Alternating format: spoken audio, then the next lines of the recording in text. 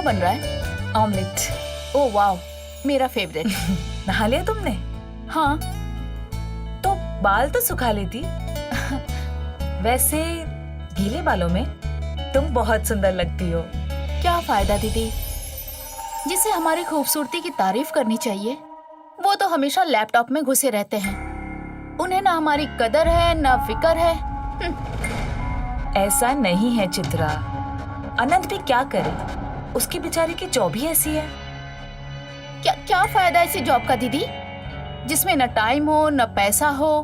पूरे महीने के 25,000 सैलरी कमाते हैं और अंत में जाके पूरा 25,000 का हिसाब लगाते हैं। दीदी, अरे इतना खूबसूरत हार जेठ जी ने दिया? हाँ, ये तो बहुत महंगा लग रहा है दीदी। वाकई में जेठ जी आपसे कितना प्यार करते हैं। हर हफ्ते आपको एक तोहफा लाके देते हैं ना वो। चित्रा, अनंत भी तुमसे बहुत प्यार करता है। खाक प्यार करते हैं वो। आज तक हमको ना ढंग की साड़ी तक नहीं लाके दिए। आपको पता है हमारे पास जितनी साड़ी है सब आप ही ने तो दी है। जेठ जी वाकई में आपसे बहुत प्यार करते हैं। अब देखिए ना, उनकी गवर्नमेंट सर्विस, ऊपर से अच्छी तनख्वाह, ऊपर से ऊपर की अच्छी कमाई, क्या बात है। एक मिनट चित्रा, कहीं तुम ये तो नहीं कहना चाहती कि सतीश एक भ्रष्ट ऑफिसर है? नहीं नहीं नहीं नहीं नहीं नहीं दीदी, हम ऐसा थोड़े ना कह रहे हैं। हम तो ये कह रहे हैं कि गवर्नमेंट सर्विस में तनख्वाह कितनी अच्छी मिलती है, तभी तो इतने महंगे महंगे हार ला रहे हैं आपके लिए। मैं कुछ मदद करूं? नहीं, अब सतीश की तारीफें करना बंद करो और ये सब लेकर बाहर जाओ। लो, संभल के। काश जेठ जी आपके नहीं हमारे पति होते जेठानी जी, तब तो जिंदगी की ऐशी ही हो जाती। लेकिन पति ना सही, यार तो बन सकते हैं ना जेठ जी हमारे।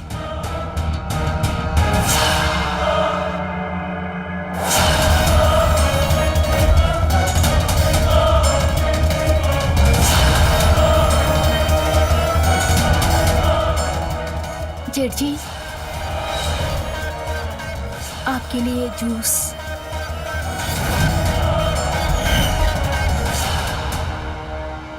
जेठ जी, क्या हुआ? कहाँ खो गए थे? कुछ नहीं, बस गीले बालों में बहुत खूबसूरत लग रही हो।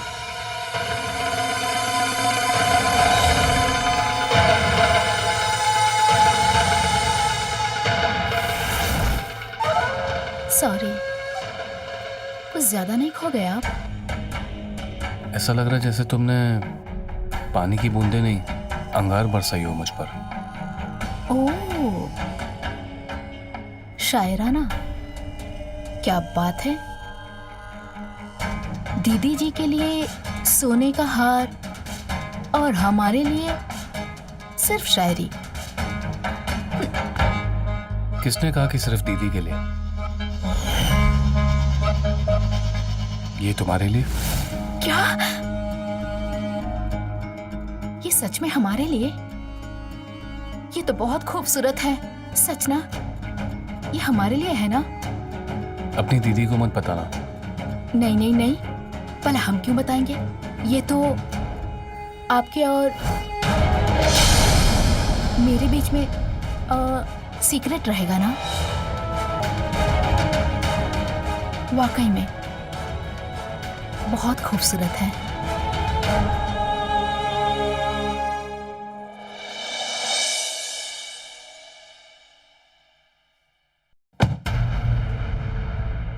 सुनो, जेठ जी तुम्हारा नाश्ते के टेबल पे इंतजार कर। हाँ बस 2 मिनट में आया। हमको एक बात नहीं समझ में आती। एक छोटे से मामूली अकाउंटेंट हो तुम प्राइवेट कंपनी में, फिर भी इतना बिजी रहते हो जैसे किसी बड़े कंपनी के मालिक हो। हाँ, हद है यार। जाओ जाओ, जाके जेठ जी से कुछ सीखो। देखो उन्हें, अपनी बीवी के लिए कितना वक्त निकालते हैं वो, इतने बड़े ऑफिसर होने के बावजूद। और तुम हो कि तुम कहना क्या चाहती हो? हम यही कहना चाहते हैं अनंत जी कि कुछ लाइफ में कर लीजिए। कब तक 25,000 पे जिंदगी जीते रहेंगे? हाँ, आप साहब बोलो, हुआ क्या है? तुमको पता है कल जेठ जी ने दीदी के लिए इतना महंगा तोहफा लेकर आए, सोने का हार, और तुम हो कि आज तक हमको एक चवन्नी का तोहफा तक नहीं दिए हो। कुछ दिए हो क्या? बताओ, दिए हो?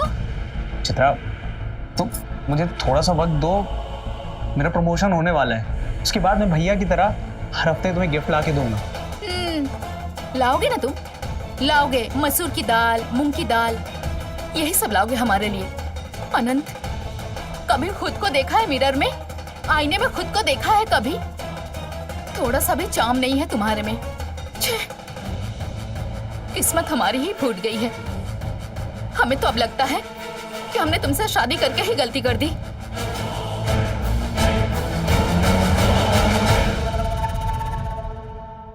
सतीश जी, टिफिन।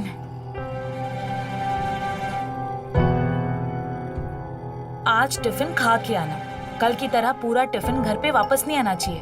अरे हाँ बाबा, एक बात कहूँ?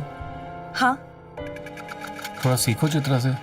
वो कैसे हमेशा वेल ग्रूम्ड और सज संवर कर रहती है, खुद को देखो, हमेशा थकी आ रही।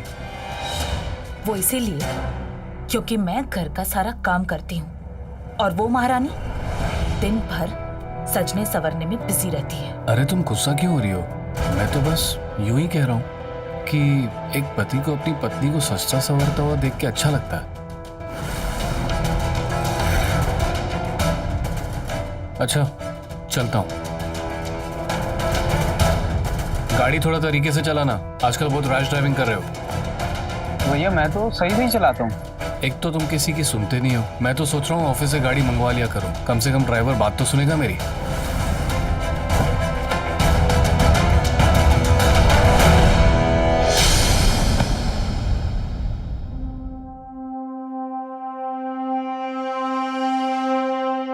चित्रा, दीदी, आप? अरे क्या हुआ चित्रा, इतना घबरा क्यों गई तुम? नहीं, मैं घबराई नहीं। वो आप एकदम अचानक से आ गई ना, इसलिए। कुछ काम था? हाँ, ये देखो ना, ये शर्ट कैसी है? आज सतीश का बर्थडे है ना, तो मैंने सोचा कि गिफ्ट कर देती हूँ। कैसी है? सुंदर है ना? सच कहें दीदी तो बिल्कुल भी अच्छा नहीं है। जेठ जी इतने हैंडसम है, उनकी हाइट, लंबाई और कितने सुंदर दिखते हैं ना वो, उन पे ये शर्ट नहीं जचेगी। उनके ऊपर तो कलरफुल वाला बहुत सूट करेगा। हाँ। अच्छा, अरे अब दुखी क्यों हो रही हो? मैं अभी ऑनलाइन ऑर्डर कर देती हूँ ना, अभी आ जाएगा। और हाँ, आज रात का खाना भी मैं बनाती हूँ। नहीं, रहने दो, मैं सब कुछ खुद कर लूंगी। क्यों? आज जेठ जी का इतना स्पेशल दिन है, आपका भी है, यानी उनकी क्वीन के लिए भी तो स्पेशल दिन है ना, तो रात का खाना तो मैं ही बनाऊँ।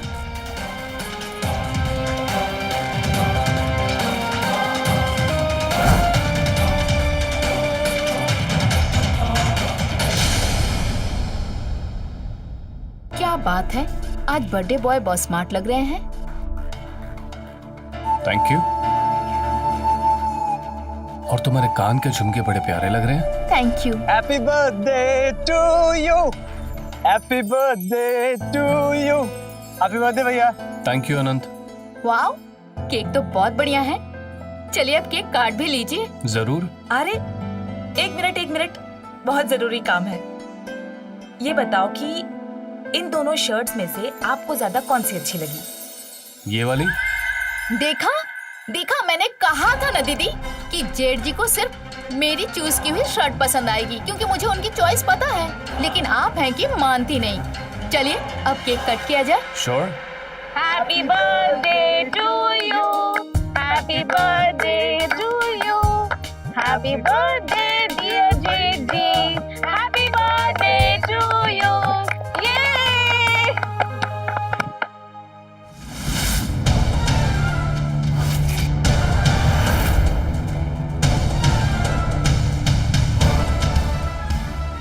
चित्रा, कुछ तो शर्म करो, जेठ जी है तुम्हारे। अरे तो क्या हो गया, पर मेरे दोस्त भी तो हैं, और जब दोस्ती की है तो किस बात की शर्म? हाँ? अरे अरे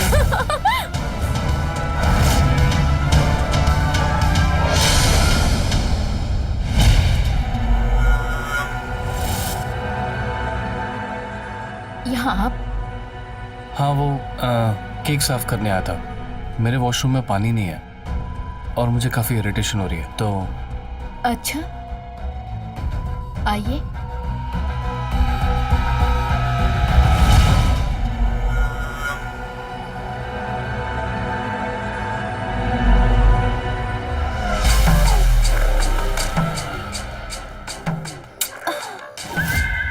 क्या हुआ? ये मेरा चेन, जरा एक मिनट देखिए।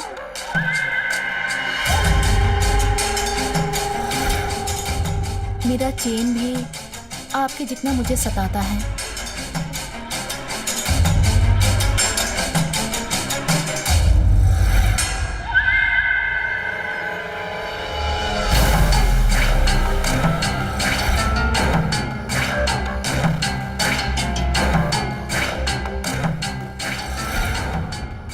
कल दीदी मायके जा रही है, रात में लौटेगी।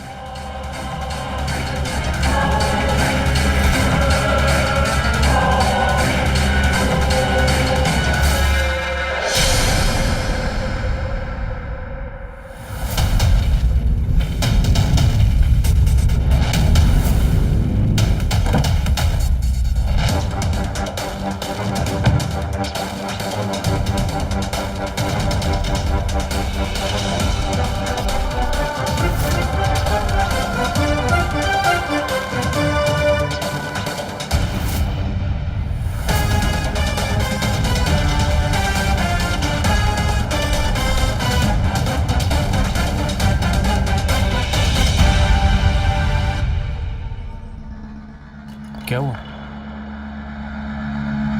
तुम्हें मेरा आना अच्छा नहीं लगा?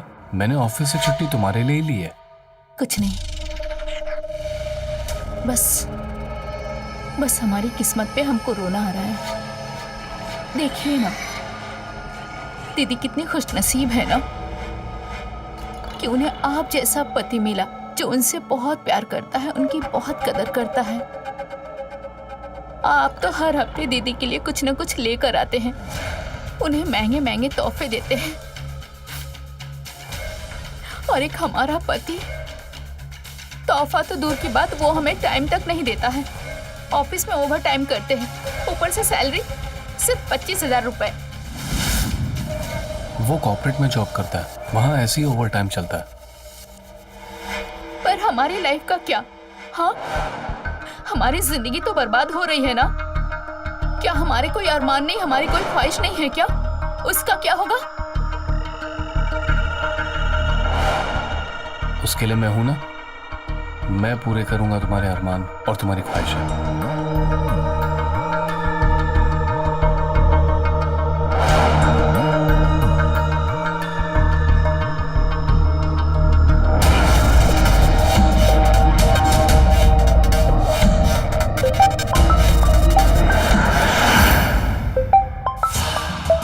एक मिनट,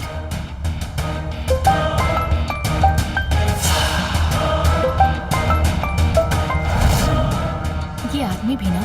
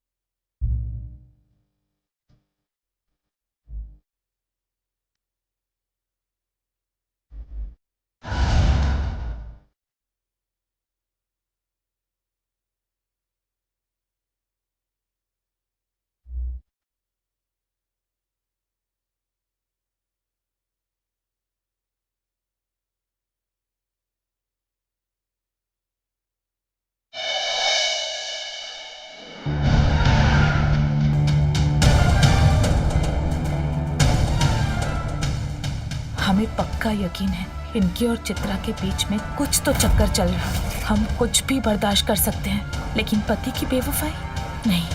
हमें कुछ करना ही होगा, क्योंकि हम अपनी जिंदगी में सौतन नहीं चाहते, बिल्कुल नहीं।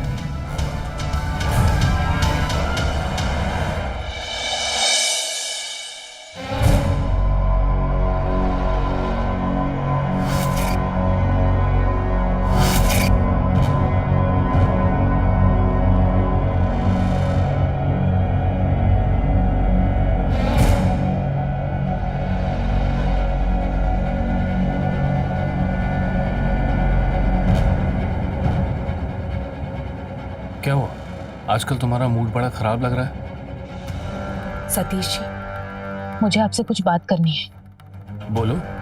आपने कहा था कि अनंत और चित्रा एक आध महीना यहाँ रुकेंगे, और जैसे ही अनंत को कोई अच्छा जॉब मिल जाएगा वो चित्रा को लेकर यहाँ से चला जाएगा अपने नए घर में। लेकिन अब करीब 2 महीने हो चुके हैं, और कितना समय।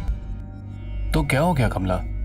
अनंत मेरा छोटा भाई है, वहाँ कानपुर में बहुत कम सैलरी में जॉब कर रहा था। यहाँ लखनऊ में कम से कम करियर बनने के चांसेस तो हैं, और बड़े भाई का घर होते हुए वो किसी और जगह पे रहेगा अच्छा लगता है क्या? देखो, उसे थोड़ा फाइनेंशियली स्टेबल हो जाने दो, अच्छी जॉब लग जाने दो, थोड़े पैसे जमाने दो, उसके बाद देख लेंगे उसके लिए दूसरा घर। नहीं सतीश जी, मुझे कुछ ठीक नहीं लग रहा। पता नहीं क्यों मुझे चित्रा के लक्षण ठीक नहीं लगते। वो जैसे चिपक चिपक के आपसे बातें करती है, आपके आसपास घूमती रहती है। मुझे ये सब कुछ जरा भी पसंद नहीं। अरे बच्ची है वो, ऐसे ही करती है, तुम उसका टेंशन मत लो।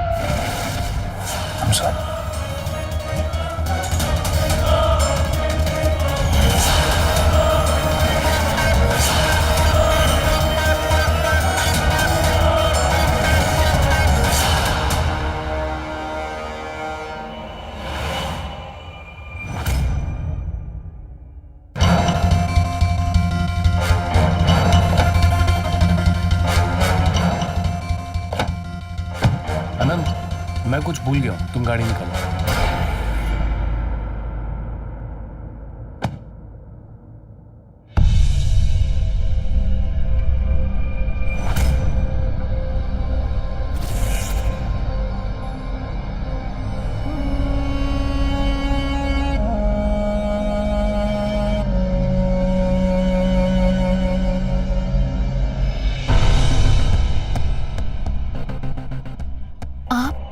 चित्रा,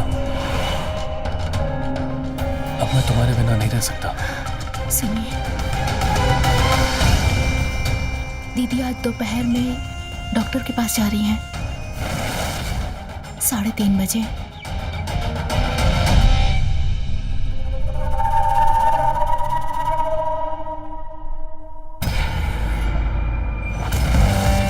अरे, आप अभी तक ऑफिस नहीं गए? अरे वो फोन भूल गया था। तुम आज डॉक्टर के पास जा रही हो? हाँ, वो 3:30 बजे का अपॉइंटमेंट है, लेकिन आने और जाने में शाम हो जाएगी। ठीक है, तो मुझे बता देना, वापसी में तुम्हें पिक कर लूंगा। कहीं कमला ने हमें देख तो नहीं लिया चित्रा के साथ चिपकते हुए? हमें और चौकन्ना रहना होगा। चलता हूँ। ठीक है।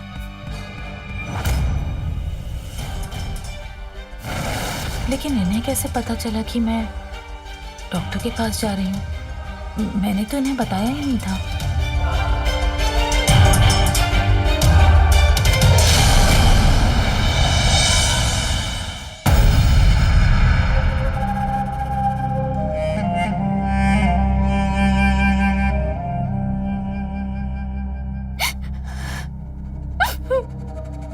क्या हुआ चित्रा?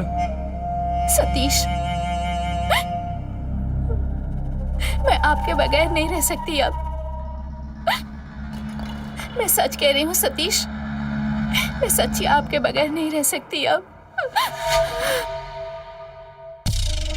मुझे ऐसा क्यों लग रहा है कि जैसे मैं दीदी का कुछ चुरा रही हूँ, जैसे मेरी जिंदगी से सब कुछ जाने वाला है। सतीश, बताइए ना अब मैं क्या करूँ? मुझे कुछ भी समझ में नहीं आ रहा है सतीश, मुझे कुछ भी नहीं समझ में आ रहा। प्लीज मुझे बताइए मैं क्या करूँ। चित्रा, मैं भी तुम्हारे बगैर नहीं रह सकता, और ये सोचकर कि वो आनंद तुम्हारे साथ है मेरे रगों में कीड़े दौड़ते हैं। पर सतीश, आखिर कब तक? मुझसे नहीं हो पाएगा। कब तक हम यूं ही ऐसे चुपके चोरी मिलते रहेंगे सतीश? हाँ, और वैसे भी सब कुछ तो दीदी का है ना? हाँ, अगर आपने मुझे छोड़ दिया तो हाँ, सब कुछ तो दीदी का है। आप तो कभी भी अपनी मर्जी से मुझे इस घर से और अपनी जिंदगी से निकाल फेंक देंगे। फिर मेरा क्या होगा? मैं कहाँ जाऊंगी? मेरा क्या होगा सतीश? हाँ? तुम्हें सच में ऐसा लगता है मैं करूंगा तुम्हारे साथ? पर दीदी और अनंत के रहते हुए हम कैसे खुल के मिल पाएंगे?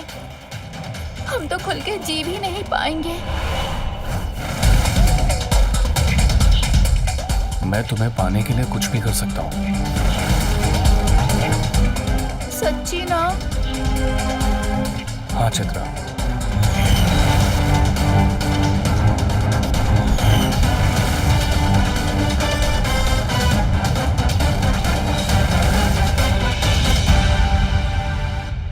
जुर्म करने वाले से ज्यादा जुर्म सहने वालों को खबरदार रहना चाहिए, क्योंकि जुर्म सिर्फ तब होता है जब हम उसे होने देते हैं। कुछ ऐसा ही हुआ आज के जुर्म की कहानी में। ऐसे अपनों पर होने वाले जुर्म को हमें रोकना ही होगा, चाहे जो हो जाए। ये इंसानी फितरत है कि दूसरों की थाली में हमेशा पकवान ज्यादा ही दिखते हैं, और जब कोई इंसान दूसरों की थाली को हड़पने की कोशिश करता है तो एक जुर्म की शक्ल ले लेता है।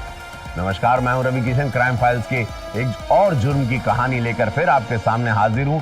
एक औरत की महत्वाकांक्षा की वजह से उसने एक शादी को बर्बाद करना शुरू कर दिया, वो भी अपनी ही बहन जैसी जेठानी की शादी। उसके पति पर डोरे डालकर अपनी ही जेठ के साथ चक्कर चलाकर सगी सौतन बनने चल पड़ी।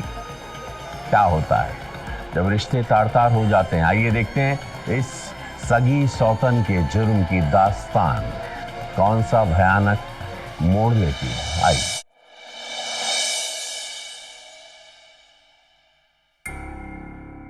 मॉर्निंग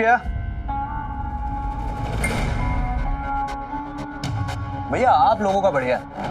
हर तीसरे दिन कोई ना कोई हॉलीडे, और यहाँ हम कॉर्पोरेट वाले हैं। छुट्टी तो हमारे लिए जैसे एक सपना है।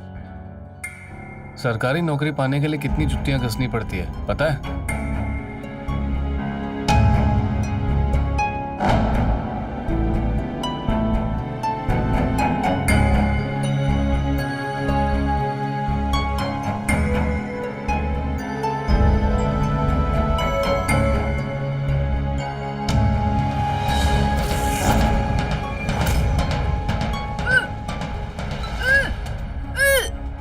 चित्रा, कमला ये देखो लीजिए। जरा।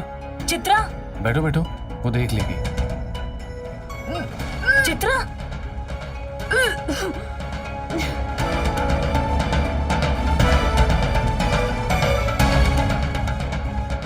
ठीक हो? ठीक हो अभी? अचानक से क्या हुआ? कुछ गलत खा लिया था क्या? नहीं भाभी, पता नहीं, एकदम ऐसे मन अजीब सा लग रहा था थोड़ा सा। खाया तो घर का ही खाना था। फिर आप ठीक लग रहे हैं?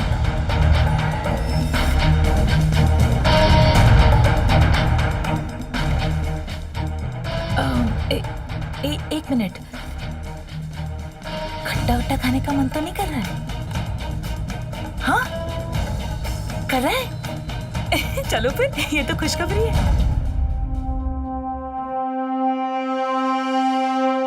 खुशखबरी है, मैं ताई बनने वाली हूँ।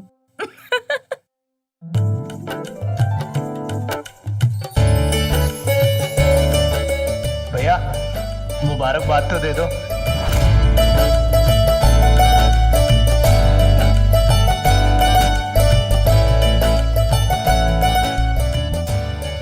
अनंत, तुम मुझे मंदिर छोड़ दो। नहीं, रहने दो। तुम लेट हो जाओगे, मैं खुद ही ऑटो लेकर चली जाती हूँ। भगवान से मुझे इस खुशखबरी के लिए शुक्रिया अदा कहना है।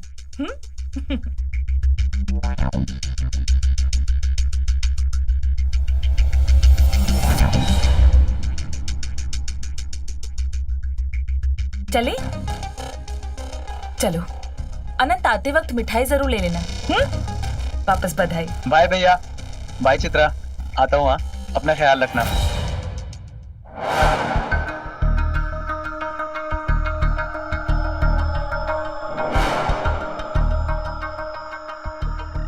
आप क्यों दुखी हो रहे हैं?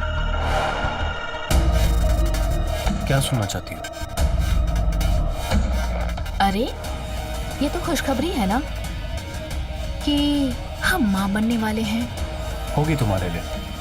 और अगर हम ये कहें कि ये बच्चा आपका है तो?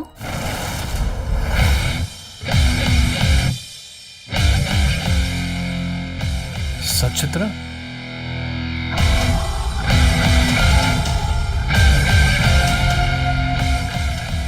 अरे अब तो मुस्कुराओ।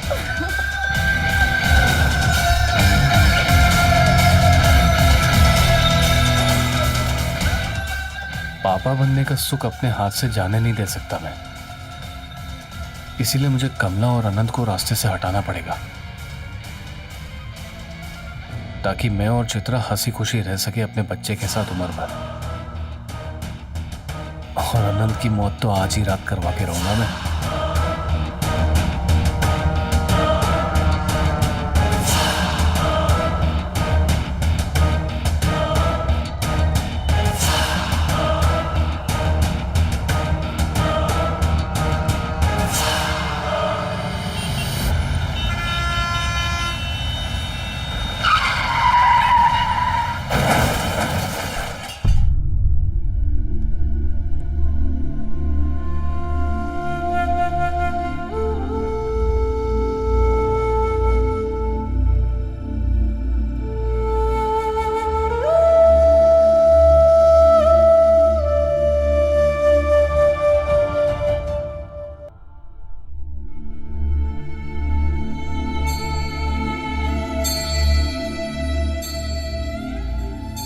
सतीश, तूने अनंत को कानपुर से लखनऊ बुलाया था ना, और मुझे कहा था उसका ख्याल रखेगा।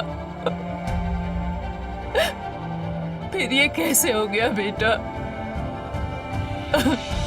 कैसे हो गया उसका एक्सीडेंट? माँ, मैं उसे हमेशा कहता था कि गाड़ी धीरे चला, पर वो था कि मेरी कभी सुनता ही नहीं था। कितना खुश था अनंत, कितना खुश था ये जानकर कि वो बाप बनने वाला है।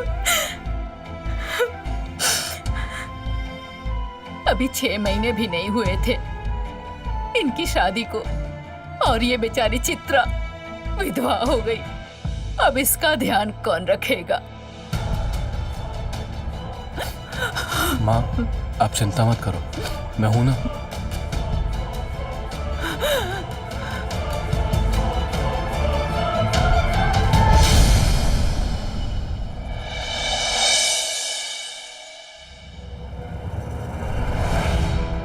कहाँ रख दिया उसने?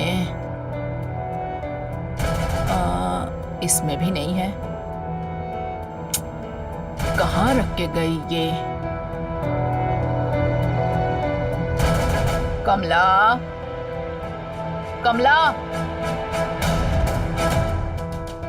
अरे हाँ, वो तो मंदिर गई होगी। चित्रा कहाँ चली गई? चित्रा, चित्रा, चित्रा, चित्रा, कहाँ चली गई ये?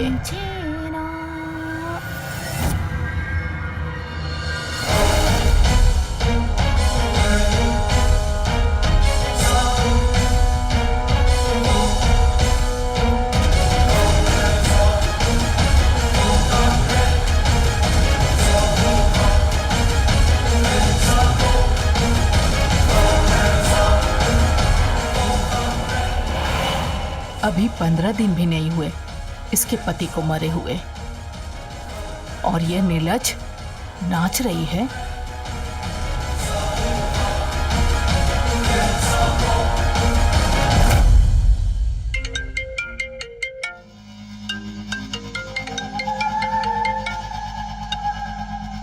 हेलो। मैं ऑफिस से घर आ रहा हूँ। अच्छा, बड़ा जल्दी घर आ रहे हो, पर इतना जल्दी घर आके करोगे क्या? क्योंकि पहले तो हमारी जेठानी जी हड्डी बनी थी, और अब तुम्हारी मम्मी जी कबाब में हड्डी बन के बैठी हैं। मम्मी की चिंता छोड़ो, बड़ी तलब लग रही है तुमसे चिपकने की। ओह, तो एक काम क्यों नहीं करते, अपनी मम्मी जी को फिर से कानपुर भेज दो। अरे आज रात के मजे लेने दो, कल निपटारा करता हूँ अपनी माँ का। ठीक है, मैं आपका वेट कर रही हूँ, जरा प्लीज जल्दी आ जाना। Okay, bye.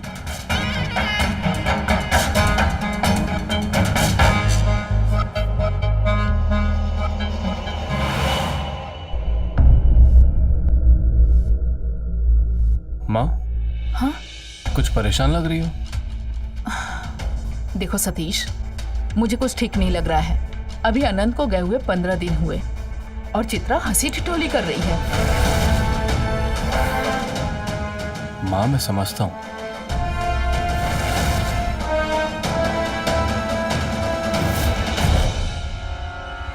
माँ जी, अब जेठ जी से हमारी शिकायत कर रही हैं। नहीं चित्रा ऐसा कुछ नहीं है, माँ ने कुछ नहीं कहा। अच्छा, हमने सुना, हमने अपने कानों से सुना। माँ जी, आपको हमारा रंग ढंग, हमारा चाल चलन बिल्कुल नहीं पसंद। क्यों, क्या दिक्कत है माँ जी? हम थोड़ा सा हंस खेल रहे हैं, बोल रहे हैं, सबसे बातें कर रहे हैं, इस बात से तकलीफ है आपको? नहीं नहीं, आप बताइए हम क्या करें माँ जी, हम क्या करें? दिन रात सिर्फ रोते रहे, जाके मोहल्ले में पीटे ये गाना गाते रहे कि हमारा पति मर गया, पति मर गया, ये करते रहे हम। क्या करें सतीश जी, दिन रात सिर्फ रोते रहे। अरे हम तो सिर्फ थोड़ा सा हंस खेल लेते, बोल लेते आप सबके सामने, ताकि आप लोग परेशान ना हो हमारे लिए।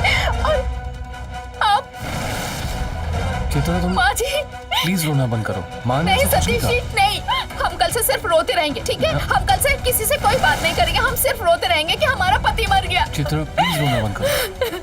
क्या माँ, पहले ही वो परेशान है, ऊपर से आपने भी रुला दिया।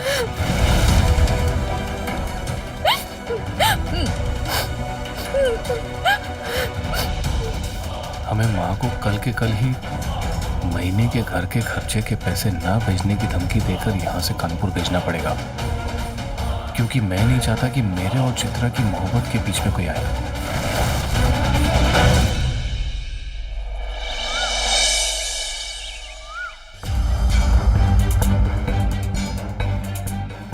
माँ, आप मेरी वजह से तो नहीं जा रहे हो ना? नहीं नहीं, बस मन नहीं लग रहा है। खुश रहो, खुश रहो। चित्रा गाड़ी की चाबी अंदर रह गई है, लेकर आना। दीदी हम देकर आते हैं चाबी जेठ जी को, आप यहीं रुकिए।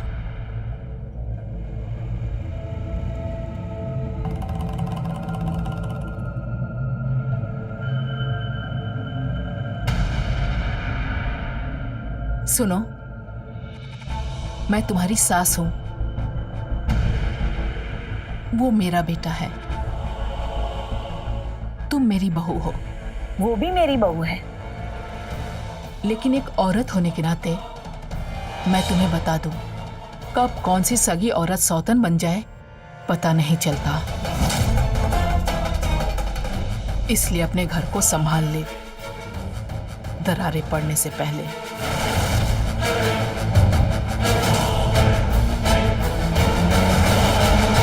जुर्म करने वाले की सोच की दाद देनी पड़ेगी। न जाने क्या सूझता है उन्हें कि इतना बड़ा जुर्म कर लेते हैं, वो नहीं किसी मासूम इंसान की जिंदगी दांव पे लगाकर। एक बार भी नहीं सोचते कि उस मासूम इंसान पर क्या असर होगा उसका। हमें ऐसे ही जुर्म करने वालों से दूरी बनाए रखनी और अपनी जिंदगी को सुरक्षित रखना है। किसी पर अंधा विश्वास नहीं रखना चाहिए। देखा आपने कैसे सतीश और चित्रा हवस की गहरी खाई में गिरते चले गए, संभल ही नहीं पाए। सतीश को चित्रा की आदत होने लगी और वो रोज कोई ना कोई बहाना बनाकर अपनी पत्नी कमला को कुछ घंटों के लिए घर से बाहर रखने लगा और इन्हीं कुछ घंटों में वो चित्रा को मिल गया। ये सिलसिला हफ्तों चला। चित्रा ने सतीश को जैसे पूरी तरह अपने वश में कर लिया। जहां सतीश को सिवाय चित्रा के कुछ नहीं दिखाई दे रहा है, वहां चित्रा के मंसूबे वो सब पाने को होने लगे थे जिसके लिए उसने रिश्ते की मर्यादा तोड़ी, अपनी ही जेठानी को दांव पे लगा दिया। हवस पास। आइए देखते हैं कैसे।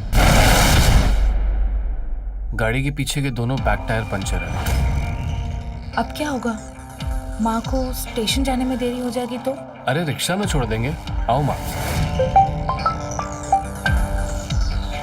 Good morning sir.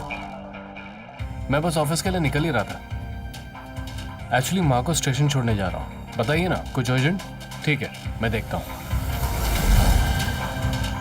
कमला, तुम माँ को रिक्शा से स्टेशन पे छोड़ दो। दिल्ली से कोई बड़े ऑफिसर्स आए हैं, मुझे जल्दी ऑफिस जाना होगा। अच्छा ठीक है, मैं माँ को छोड़ देती हूँ। ठीक है माँ, अपना ख्याल रखना। खुश रहो। चलो हाँ चल, बाय माँ। बाय।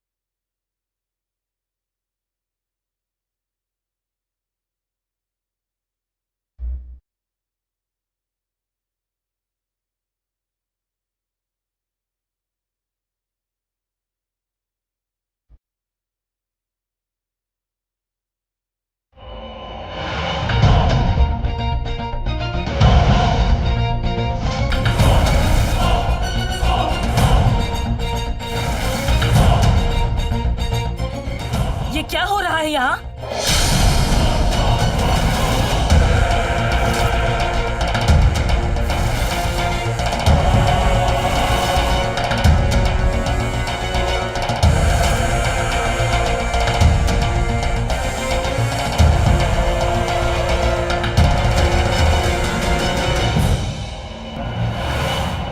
भाभी मैं चित्रा, तुम इतनी गिरी हुई हो, ये मुझे आज समझ में आया। अब तुम मेरे इस घर में एक पल और नहीं रुक सकती। निकलो यहाँ से, मेरी बात तो सुनिए।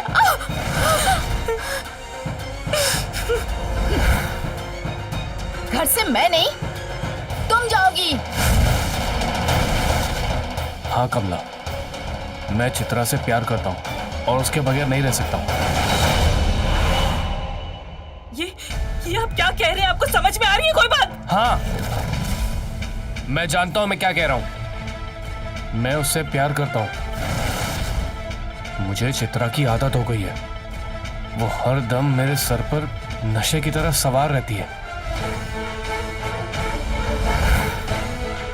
इसे पाने के लिए मैंने अपने भाई को तक। भाई भाई भाई को क्या? भाई को क्या? क्या क्या भाई को? हाँ, मैंने पूछा भाई को क्या? मैं बताती हूँ। हमने आनंद जी की कार की ब्रेक की वायर काट दी ताकि उनका एक्सीडेंट हो जाए और हमें छुटकारा मिल जाए, ताकि हम दोनों पूरी जिंदगी साथ गुजार सकें।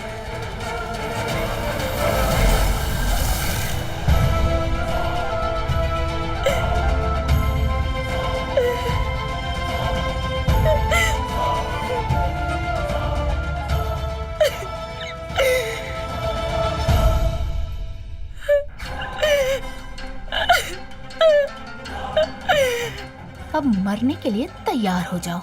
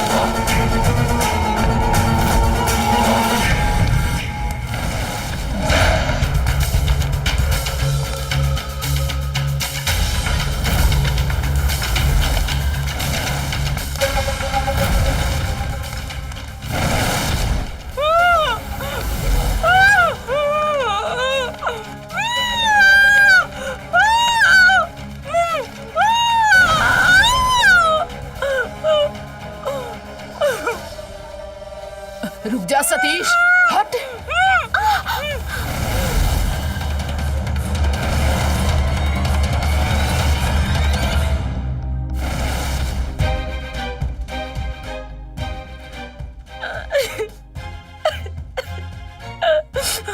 माँ जी, इन दोनों ने मिलकर अनंत को भी मार डाला।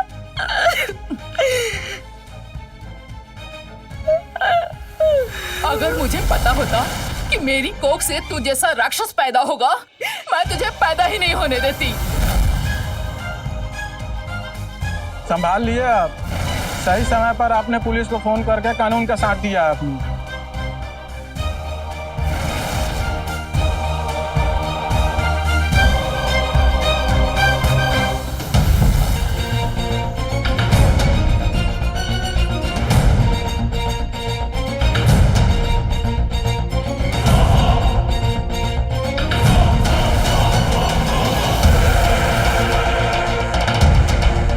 साहब, कोई गलती मत करना वरना शूट कर दूंगा।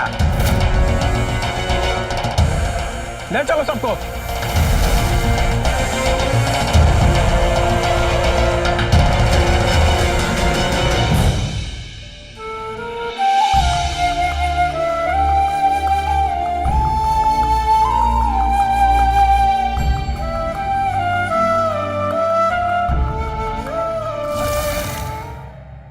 कहते हैं ना कि जुर्म की कोई जाति नहीं होती, वो कभी भी किसी भी मोड़ पर हो सकता है। कुछ ऐसा ही हुआ आज की इस कहानी में, जहां पैसे और शारीरिक भूख के कारण इतना बड़ा जुर्म हो गया।